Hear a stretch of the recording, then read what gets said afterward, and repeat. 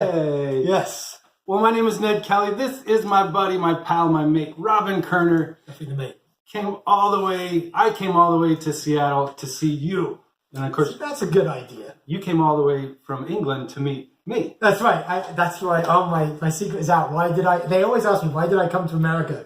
My answer should be one word, Ned. Thank you. That's right. Thank you.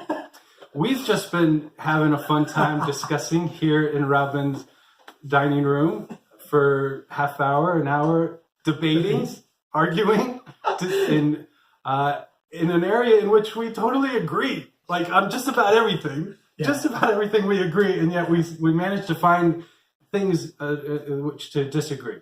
And first of all, let me introduce Robin Koerner, if you don't already know him. Amazing writer, activist, gives workshops about propaganda, about communication and psychology. And you have to read his book if you can keep it. Can we put this up here? That's a great idea. Yeah. Website or anything? Yeah, my website, robinkoerner.com, ROBINKOERNER.com. And there's a page which I think is called In Your Bed. You can take Robin to bed with you, nice. And that means you take his book to bed with you, and you can buy a signed copy of the book on that page. Ooh. Oh, yeah. And the other ways to take him to bed, that's a whole different website. Yeah, that's true. Don't tell them about that. My side gig. A different video. So we've learned, I think, over the years to discuss, to debate, to disagree, and yet still be friends. For sure. To still be pals. And yet it seems like, I don't know if you're in this libertarian or liberty movement, if you've noticed a bit of the opposite of that, where sometimes people find ways to disagree and not get over it. People leave, people don't come back, people maximize and blow up and multiply the disagreements. They make it personal, the attacks and all that fun stuff. I want to ask Robin, I don't know, just your thoughts on that. Oh, there's a leading question. Well, first of all, I should say I'm not a paid-up member of the LP, but I do a lot of work. Yeah, really, is that it? To turn it off?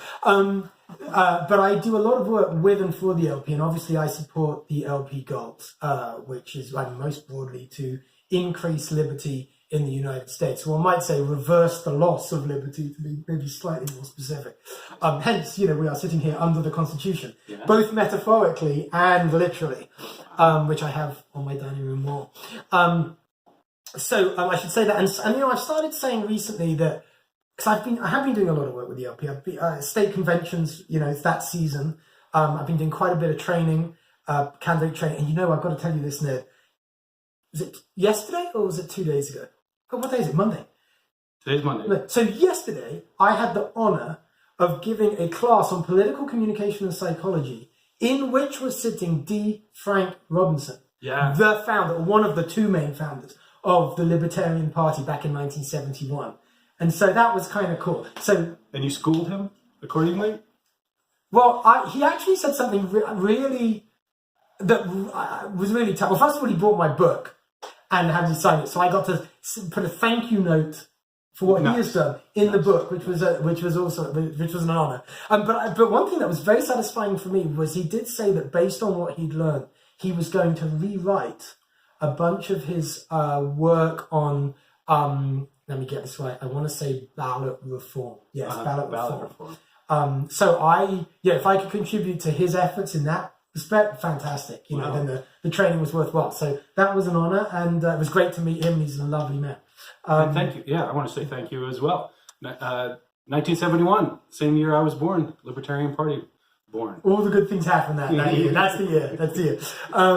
Yeah, I was a bit late to the party, literally. But anyway, so I do a lot of work with the LP like that, very closely, and I am saying to folks now, I'm working to try and make the LP the kind of place I'd like to be a member of, the kind of party I'd like to join. And I mean that in all sincerity.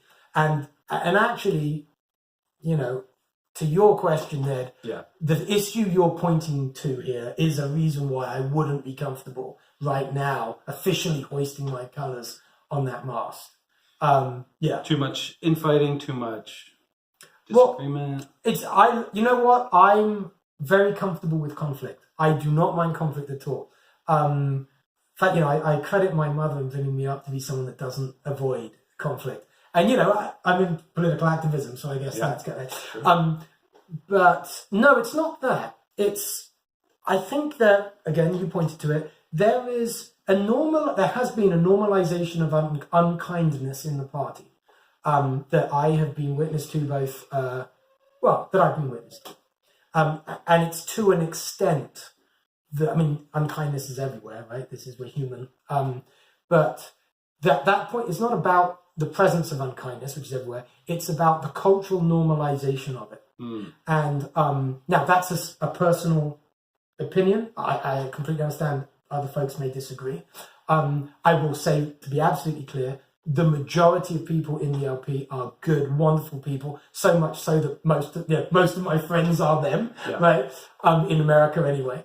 But what I'm about to say now, I actually was just at UW earlier in the week, University of Washington, saying in a presentation about the pursuit of truth, which is, and the purpose of a university and the culture of a university, that when you're not clear about what your standards are and where you're going, what your purpose is, and you haven't all signed up to that common purpose, then oftentimes the culture of the institution is determined by those most willing to use any means necessary to impose their views on others.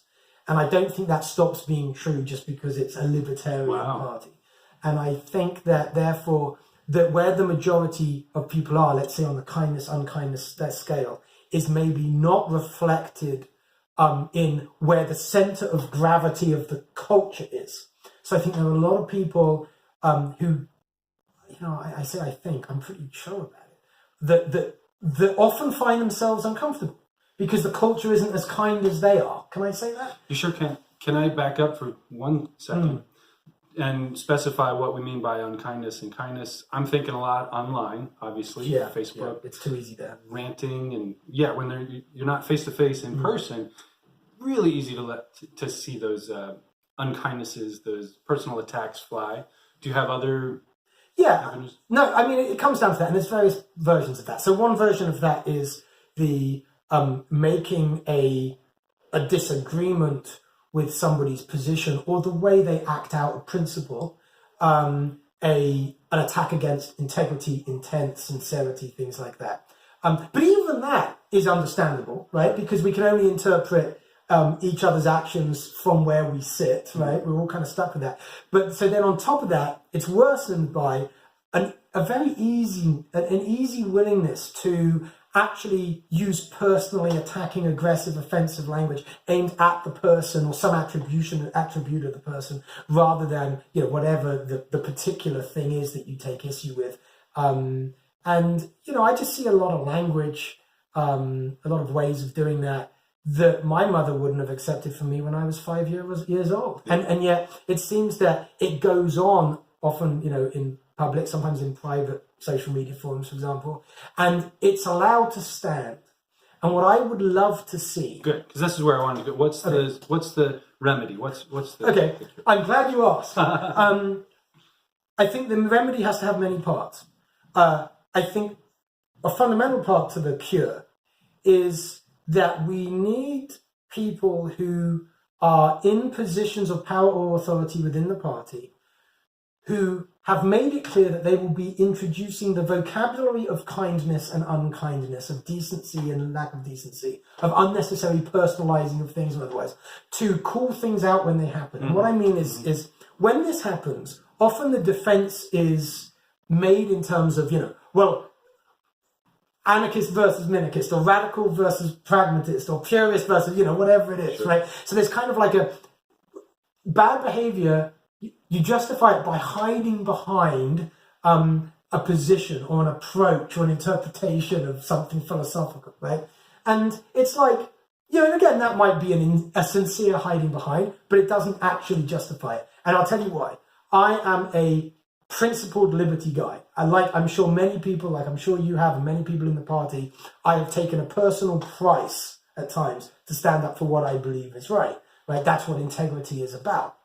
Nothing about the libertarian principles requires you to be nasty to people. Nice. It is never required. Now, therefore, if you find yourself being nasty or using offensive personal language, I'm sorry, but the burden is on you to prove that liberty is served by it. I have yet to see that once proved. It is much easier to show in pretty much every case that liberty is certainly not harmed, but usually served by actually treating people well. And I actually think, I once did a meme. I put a meme up a few months ago where I put something like, double down on the non-aggression principle. Nice. Be kind. Nice. Why can't we do that? Beautiful. I do want to kind of keep this a brief video. Those are some takeaways for me. There's nothing that says to be principled and a pure radical libertarian, which I do consider myself. Nothing says I can't do that and still be kind. Nothing says you have to be a jerk in order to be true to your principles and to the message and put that message forward.